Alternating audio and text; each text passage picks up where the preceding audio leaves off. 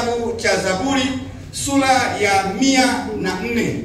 Sura ya 104 pale ni kwenye mstari wa 14, 15. Tunarudi andiko hilo tuliangalie. Zaburi 104, Zaburi ya 104, Zaburi ya 104. Katika Zaburi ya 104 unaangalia ubeti ule wa 14, 15. Maandiko matakatifu yanasema kwamba na divai imfurahishe mtu moyo wake, au angaze uso kwa mafuta, na mkate umburudishe mtu moyo wake. Bwana Yesu asifiwe sana. Nikianza kule juu 14 inasema kwamba uyameesha majani kwa makundi na maboga kwa matumizi ya mwanadamu, ili atoe chakula katika nchi. Ndipo anaingia kwa swala la divai.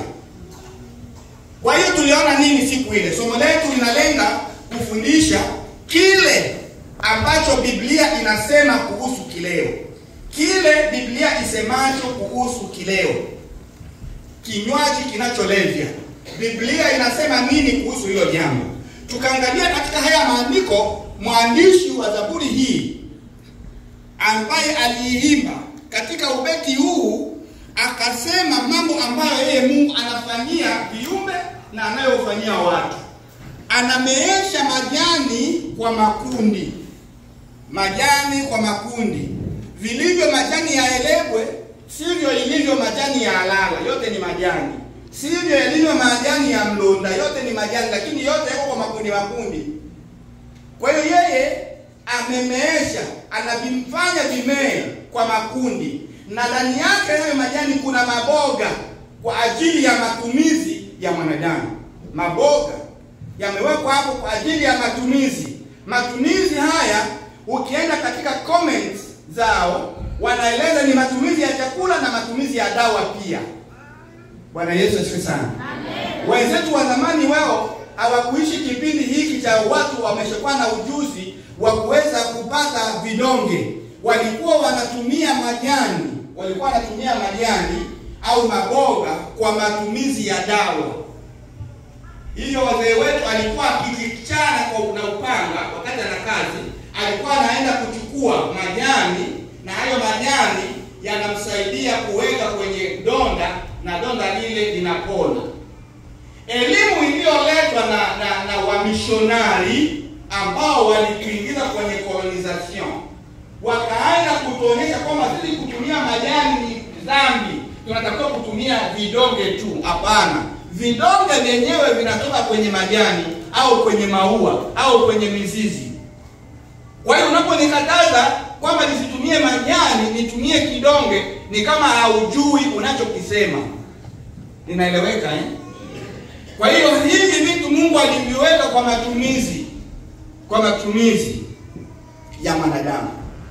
Na nilieleza siku ile jinsi somo letu lilivyo. Nilisema kuhusu lengo, nikaonyesha malengo ya somo letu matatu. La kwanza ni kuondoa utata wa kutokuelewa maandiko yanayohusiana na kileo na kinywaji kutokana na neno divai. Kutokana na neno divai kwa Kiswahili, tukipeleka kwa Kiebrania wayin, hilo neno linaelezwa kuwa ni divai iliyochachwa, tena katika sehemu zingine ni divai nzuri isiyochachwa. Sasa kama haukutana na mwalimu ambaye amebobea, amefundishwa tamaduni za Waisraeli, atakuchanganya. Ndio maana nikasema kwamba siku ile, nikasema kwamba leo tuna walimu wengi, na hao walimu wengi wamesababisha Biblia ionekane kwamba ni msitu, haieleweki. Kwa nini haieleweki? Kwa sababu yeye mwalimu anayefundisha kwanza haielewi. Sio kama unanielewa vizuri. Ukifundisha kitu na mtu ambaye haelewi, na wewe utakuwa hauelewi. Na unasema kweli tu.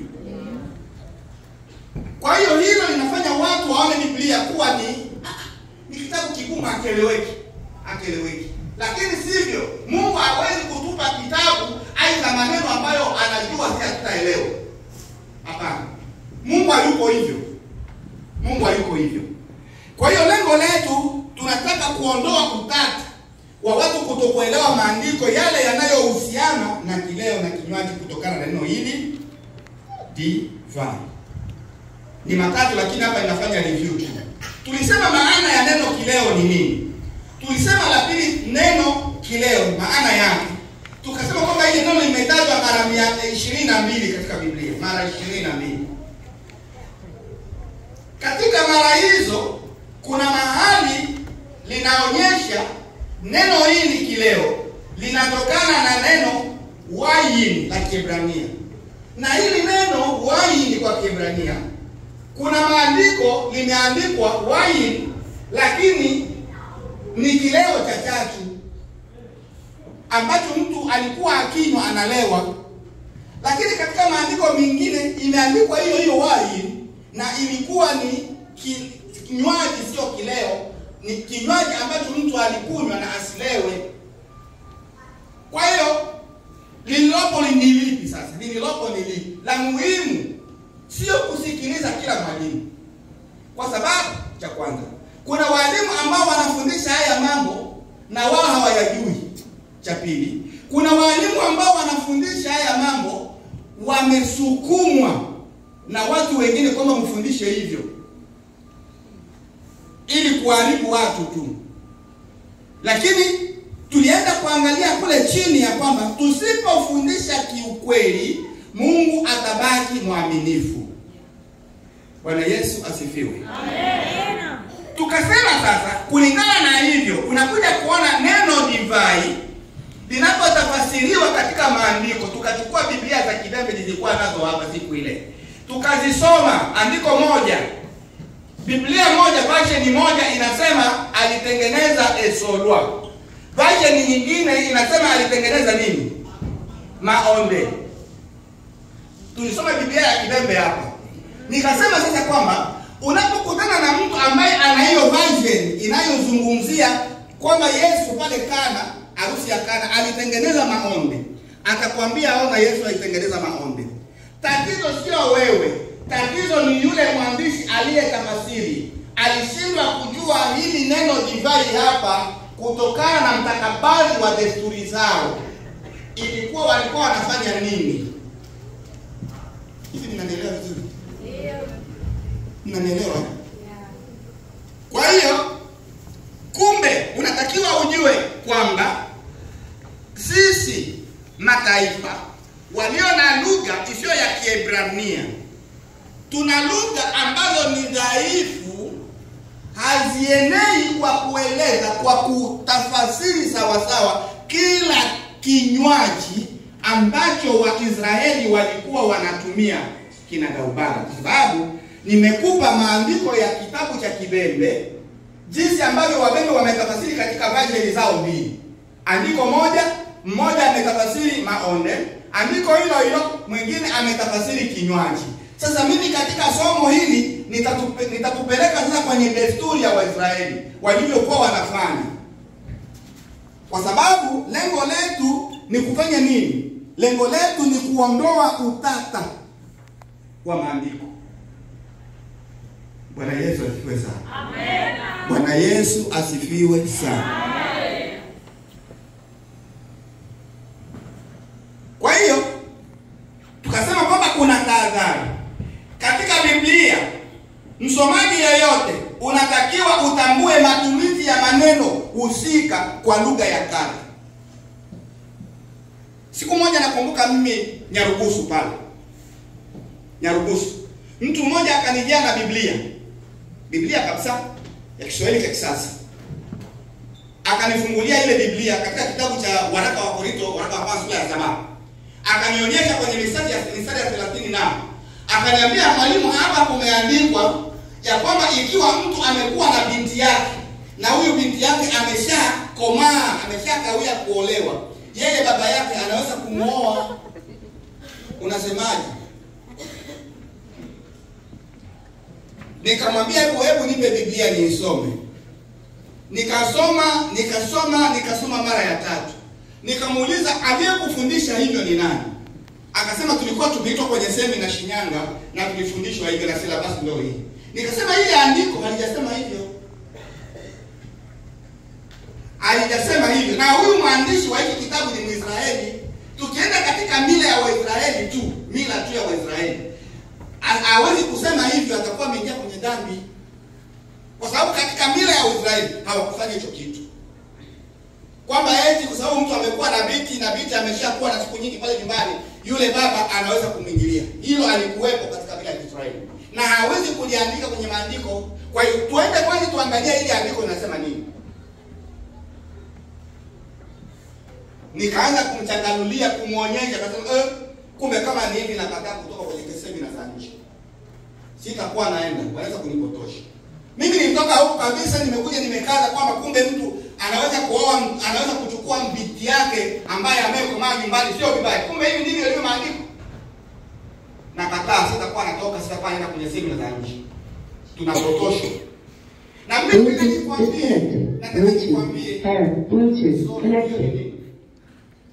nataka nikwambie ya kwamba kwa upendo tu, walimu kwa siku za mwisho hizi, walimu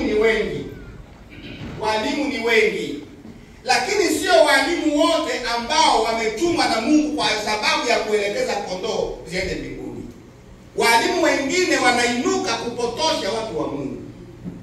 Hivi unanielewa vizuri? Ndio maana utakuta ndani ya makanisa humo mna watu wanafundisha mambo ya ajabu ambao unashangaa kabisa. Na anakuambia kwamba nimesoma na certificate na degree. Degree sio kitu.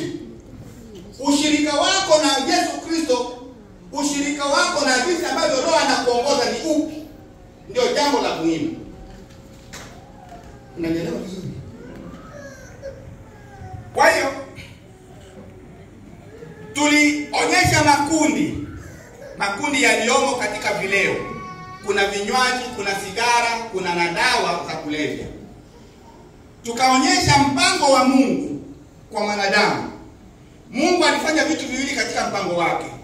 Mungu alimwekea mwanadamu chakula na Mungu alimwekea mwanadamu kinywaji ili kumfurahisha moyo wake mwanadamu. Na nikasema kwamba katika chakula Mungu alianza na kumpa mwanadamu mche unaotoa mbegu na matunda na majani. Nyama, Mungu amekuja kumpa mwanadamu nyama, aanze kula nyama wakati wa uwazi sasa, baada ya gharika. Ndio Mungu akaachia nyama ianze kuliwa. Na niaje nimesema jambo hapa. Usizani mimi hapa nakataza nyama. Hapana. Nyama ni tamu sana. Kwanza ukichoma tu na mtu anatoka kwanza kusikia harufu. Kama kuna karoe nipe nianze kula hata na karoe tu kwa ile harufu. Nyama ni nzuri sana. Lakini nyama ambazo zinaonekana kwamba ni nzuri zaidi ni nyama zisizofugwa, ni nyama za porini. Kwa sababu gani? Kwa sababu hazina sukari. Nyama wote wa kufugwa wana sukari, wana mafuta mengi. Na hizo nyama zinapoliwa na hiyo sukari nyingi na hayo mafuta mengi, vinasababisha kuleta magonjwa baada ya siku nyingi katika miili ya watu. Sio kama naeleweka. Kwa hiyo tunapokula nyama tule, lakini tuwe na mpaka. Sio kama naeleweka. Kwa hiyo mimi sikatazi nyama. Sikatazi.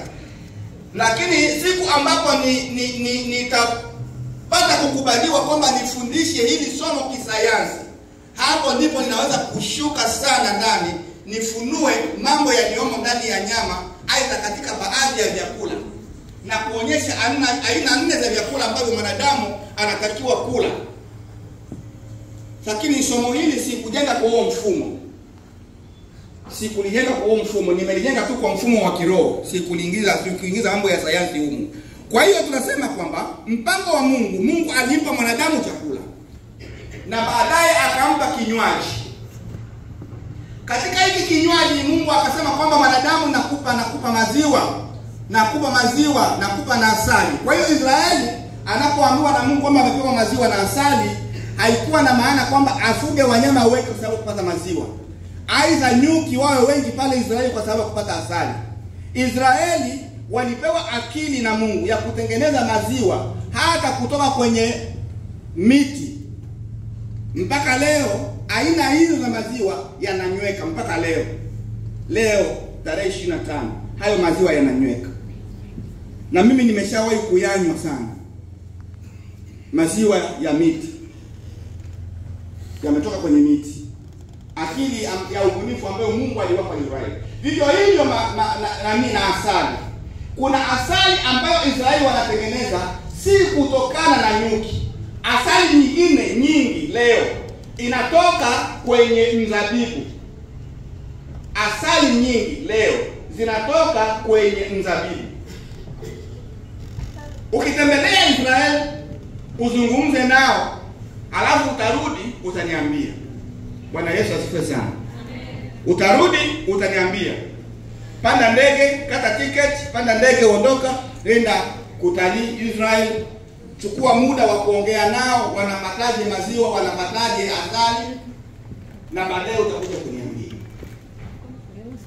Kwa hiyo kuhusu kinywaji, Mungu alimwekea mwanadamu, alimpa kinywaji.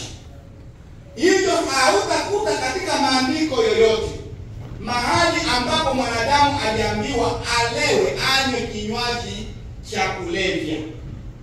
Hakuna. Hakuna. Ukisoma katika kitabu cha Habakuki sura ya 2 mstari wa 15. Mmoja wetu asome. Alafu ndio kwaya waje kuimba ule wimbo ambao wameanza kuimba. Ndio tuendelee sasa. Nitakuwa nimemaliza ku review. Nimesema Habakuki sura ya 2 mstari wa 15. Tunasoma Habakuki sura ya 2 mstari wa 15. Mstari wa 15. Yeah. Neno la Bwana linasema, ole wake yeye ampaye jirani yake kileo. Wewe utiaye sumu yako na kumlevya pia. Urudilia. Ole wake yeye ampaye jirani yake kileo. Wewe utiaye sumu yako na kumlevya pia. Asante. Ili kutazama uchi wao. Amen. Asante. Hilo andiko nitalifafanua sana huko mbele. Lakini niseme hapa, hilo andiko linafungamanisha neno hili au mpango wa Mungu. Mpango wa Mungu alimpa mwanadamu chakula na akampa kinywaji cha kufurahisha. Na akasema ole wake anayefanya nini? Ole wake anayefanya nini? Ole wake anaelewa.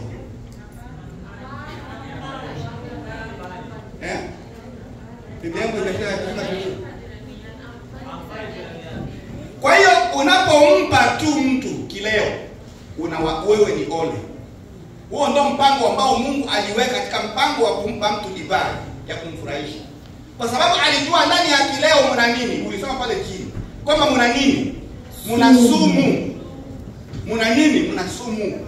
Kwa hiyo ulevi tulisema ni sumu ambayo inaingia kwenye ufahamu, inaharibu ufahamu. Ni sumu, poison, toxic, poison, ni sumu. Karibuni wanakwaya, karibuni, muda wangu ni mfupi leo. Tunapokuwa